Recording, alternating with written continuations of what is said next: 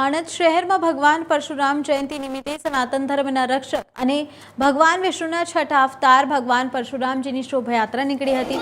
શોભાયાત્રા પૂર્વ પૂજા અર્ચના આરતી સાથે સંતો મહંતો અને સામાજિક રાજકીય અગ્રણીઓ દ્વારા પહેલગામ આતંકવાદી દુર્ઘટનામાં મૃત્યુ પામેલ 27 મૃતકોને મરણોપચાર 100 ઋષિ પુત્રોએ અને સનાતન ધર્મીઓ પહેલગામમાં થયેલ જઘન્ય આતંકવાદી હત્યાકાંડમાં મૃત્યુ પામેલ 100 હિન્દુ ભાઈઓના આત્માને શાંતિ માટે પ્રાર્થના કરી 2 મિનિટનું મૌન પાળ્યું હતું।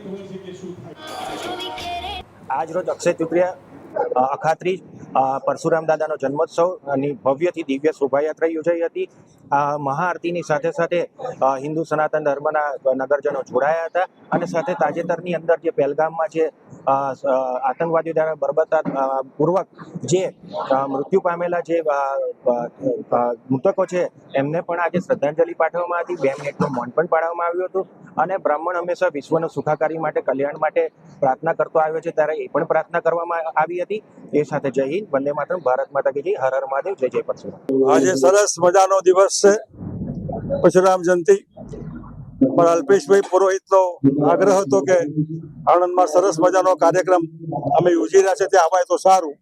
મને યાદ છે કે રાજકોટમાં જ્યારે મુખ્યમંત્રી હતો ત્યારે સરસ મજાનો બ્રહ્મ સમાજનો એક કાર્યક્રમ હતો।